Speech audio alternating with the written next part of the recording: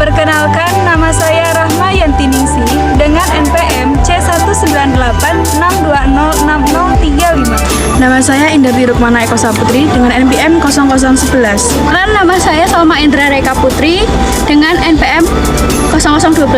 Nama saya Silvi Fitria Fajriani dengan NPM 0018. Dan nama saya Salsabila Fauzia dengan NPM 0031. Nama saya Afila Adisa Putri dengan NPM 0032. Saya Tita Trikarnia dengan NPM 0033.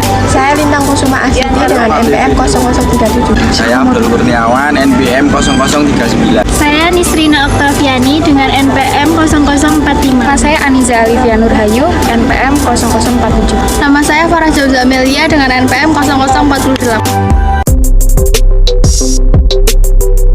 Lompat jauh merupakan olahraga atletik yang memerlukan ketangkasan, kekuatan, dan juga kecepatan seorang atlet untuk melompat dari titik lepas landas atau titik untuk melompat, kemudian melayang di udara dan mendarat sejauh mungkin di dalam rak pasir.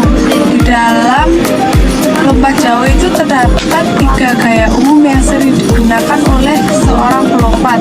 Yang pertama ada gaya jongkok, kemudian gaya menggantung, dan juga gaya berjalan di udara.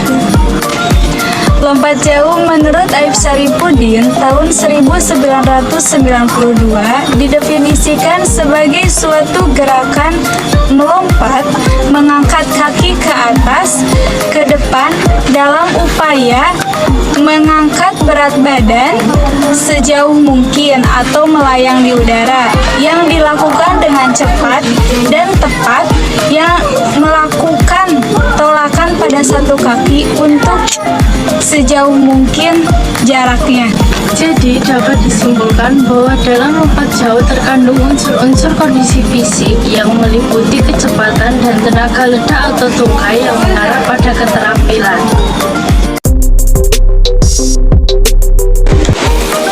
Olahraga lompat jauh telah eksis sejak zaman Yunani kuno.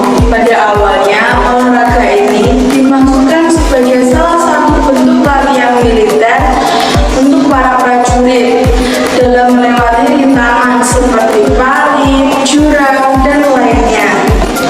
Pada masa itu, teknis lompat jauh berbeda dengan apa yang kita ketahui sekarang.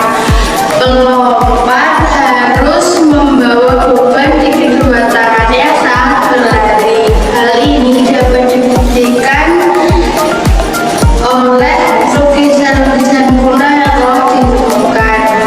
Lompat jauh pertama dipertandingkan pada Olimpiade tahun 1896. Keterangan lapangan lompat jauh adalah yang pertama, lebar lintasan awalan yaitu 122 cm. Yang kedua, lebar papan tumpu adalah 20 cm. Yang ketiga, panjang papan tumpu adalah 122 cm. Dan yang terakhir yaitu bak lompat diisi dengan pasir. Lompat jauh mempunyai 4 langkah, yaitu yang pertama awalan, yang kedua tolakan, ketiga melayang, dan yang terakhir yaitu mendarat. Yang pertama awalan. Awalan adalah langkah utama yang diperlukan oleh pelompat untuk memperoleh kecepatan pada waktu akan melompat. Agar dapat menghasilkan daya tolakan yang besar, maka langkah dan awalan harus dilakukan dengan mantap dan menghentak-hentak atau dinamis step. Untuk itu, dalam melakukan lari awalan, bukan hanya kecepatan lari saja yang dibutuhkan, akan tetapi ketepatan langkah juga sangat dibutuhkan sebelum melakukan tolakan. Kedua, tumpuan atau tolakan. Tumpuan atau tolakan adalah gerakan menolak sekuat-kuatnya dengan kaki yang terkuat, yaitu meneruskan kecepatan horizontal ke kekuatan vertikal yang dilakukan secara cepat. Menurut Engkos Kosasih pada tahun 1985, tolakan yaitu menolak sekuat-kuatnya pada papan tolakan dengan kaki terkuat ke atas atau tinggi dan ke depan. Dengan demikian dapatlah dikatakan bahwa melakukan tolakan berarti jarak merubah kecepatan horizontal menjadi kecepatan vertikal. Yang ketiga, melayang di udara. Sikap melayang adalah sikap setelah gerakan lompatan yang dilakukan dan badan sudah terangkat tinggi ke atas. Untuk itu, kecepatan lari awalan dan kekuatan pada waktu menolak harus dilakukan oleh pelompat untuk mengetahui daya tarik bumi tersebut. Pada prinsipnya, sikap badan di udara bertujuan untuk berada selama mungkin di udara, menjaga keseimbangan tubuh, dan untuk mempersiapkan pendaratan. Sehubungan dengan itu, diusahakan jangan sampai menimbulkan perlambatan dari kecepatan yang telah dicapai. Dengan demikian, tubuh akan melayang lebih lama. Yang keempat, mendarat. Mendarat adalah sikap jatuh dengan posisi kedua kaki menyentuh tanah secara bersama-sama dengan lutut dibengkokkan dan mengeper sehingga memungkinkan jatuhnya badan ke arah depan.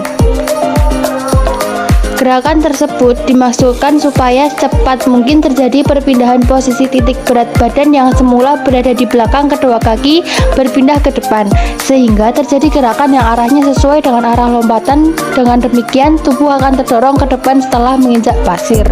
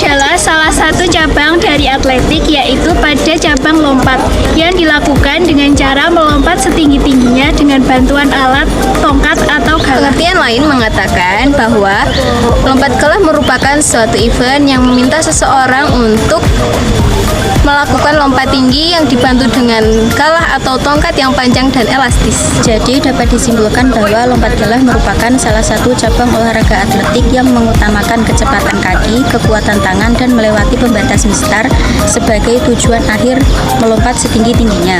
Sesuai dengan namanya, olahraga ini menggunakan galah sebagai alat bantu untuk lompatan. Karena dalam melakukan lompat galah membutuhkan tongkat untuk melakukan tolakan hingga dapat melenting tinggi dan melewati mistar, maka membutuhkan teknik khusus dalam melakukannya. Yang pertama, teknik memegang galah. Pegang galah dengan posisi tangan kiri di depan. Genggamlah galah dengan posisi punggung tangan berada di bagian atas. Pastikan agar jari-jari tangan berada di sisi kanan kecuali jempol yang menggenggam di bawah galah. Posisi selanjutnya yaitu dengan menekuk tangan kanan dengan sudut kira-kira 90 derajat, lalu letakkan tangan kanan di belakang badan dan pegang dengan erat. Posisikan tangan kanan dengan posisi menekankan galah hingga posisinya lebih rendah dari tangan kiri. Kemudian peganglah galah setinggi pinggang, yaitu dengan memposisikan di tangan kiri dan tangan kanan. Kemudian condongkan badan ke arah depan dengan sikap bahu datar. Kedua, teknik awalan. Jarak yang ideal dalam melakukan awalan yaitu pada jarak 25 meter hingga 30 meter. Namun, seorang pemula tidak disarankan untuk memaksakan diri dan lakukan dengan santai. Dalam melakukan awalan, lakukan dengan santai, jangan terlalu tergesa-gesa. Pegang erat galah dengan menghadap ke depan dan pastikan jangan sampai bergeser. Pandangan usahakan harus tetap fokus ke mistar dan galah harus lurus dengan ujung depan galah diangkat tinggi melebihi kepala. Yang ketiga, gerakan menancapkan galah. Posisi galah yang ditancapkan dengan cara menjulurkan kedua lengan ke depan bawah. Hal ini bertujuan untuk memasukkan galah ke lubang penancap yang telah disediakan. Turunkan galah secara bertahap ketika menancapkan ke lubang, jangan langsung menancapkannya secara tegak lurus. Saat posisi galah telah menyentuh lubang, maka posisi tangan kiri berpindah ke arah tangan kanan dengan terus menggenggamnya. Posisi selanjutnya lakukan dengan mengangkat kedua lengan ke atas bersamaan dengan kaki kanan, khususnya untuk bagian paha, angkat ke depan arah atas, kemudian tekuk bagian bawah tungkai secara rileks. Kaki kiri yang digunakan sebagai titik tumpu harus memiliki kekuatan dan kecepatan yang bagus. Agar mendapatkan titik tumpu yang kuat, latihlah secara rutin, jaga kesehatan dan tetap fokus. Menggeser posisi genggaman tangan kiri menuju tangan kanan memiliki tujuan agar kekuatan kedua tangan sinergi dan seirama sehingga dapat memudahkan ketika dalam memposisikan atau memutar badan saat akan melewati mistar. Saat kaki yang menjadi tumpuan sudah tidak menyentuh tanah lagi dan kedua lengan dalam keadaan lurus sehingga posisi tubuh hanya bergelantung dengan galah saja, maka usahakan untuk tetap fokuskan pandangan ke atas hanya pada mistar saja. Yang keempat, berayun dan menggelantung. Setelah posisi semua kaki tidak lagi memijak di tanah, meluruskan kedua lengan di atas kepala dan angkat paha pada kaki kanan ke atas depan. Kemudian, kaki kiri menyusul mengikuti kaki kanan. Dengan posisi inilah, galah benar-benar dalam keadaan posisi optimal, sehingga saat itu juga posisi kedua kaki sudah terayun melebihi kepala. Dorong badan ke arah atas, lalu putar badan ke arah kiri dengan tumpuan tangan yang tetap berada di galah. Pada saat kaki benar-benar sudah terayun dengan benar ke atas mistar. Yang kelima, tarikan dan putaran. Gerakan ini dilakukan dengan mengikuti fase pasif, yaitu ketika tubuh menggantung, ketika pelompat menunggu terlepasnya tubuh. Tarikan dilakukan searah dengan sumbu galah. Gerakan putaran dilakukan dengan menarik tangan yang posisinya di atas ke arah pinggul dan bukan ke arah dada. Posisi kedua, kaki tetap diangkat secara tegak lurus ketika gerakan menarik dan berputar. Keenam, push off dan melintasi mistar. Pada gerakan melenting, galah harus membentuk sudut 85-90 derajat. Lakukan putaran melingkar mistar dengan cara menjatuhkan kedua kaki sedikit sebelum melakukan lompatan. Lakukan gerakan ini dengan reaksi dari gaya dorong tubuh terhadap galah. Ketika gaya dorong yang diberikan melampaui tarikan ke bawah oleh kedua kaki, maka akan terus melambung tinggi setelah galah dilepaskan. Yang ketujuh, teknik pendaratan. Pada hakikatnya, teknik pendaratan pada lompat galah dengan lompat tinggi adalah sama. Hal ini bertujuan agar badan tidak merasa sakit atau cedera. Untuk melakukan pendaratan yang baik, yaitu dengan memposisikan kaki tetap lurus. Banyak pelompat yang melakukan pendaratan dengan posisi duduk atau dengan sikap tidur telentang. Sebetulnya, hal ini sangat tergantung dengan keseimbangan pelompat ketika melakukan pendaratan. Untuk mengantisipasi terjadinya kecelakaan, biasanya disediakan spons pada areal pendaratan. Lapangan lompat galah yang pertama, bak pasir, kedua, balok tumpuan untuk lompat jauh, ketiga, balok tumpuan untuk lompat jungkit, yang keempat, jalur awalan kurang lebih 30-40 meter. Panjang 1,22 meter, lebar 20 cm, dan tebal 5 cm.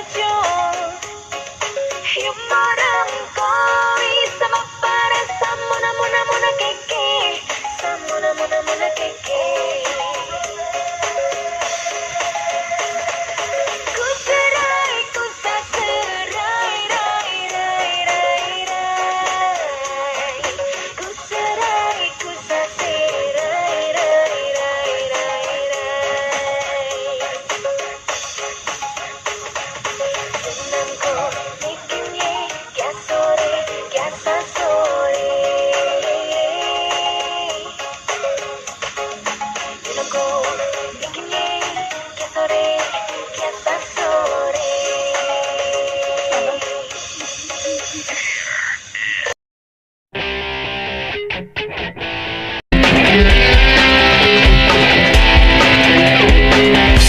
atas bumi ini ku berpijak, ada jiwa yang tenang di hariku.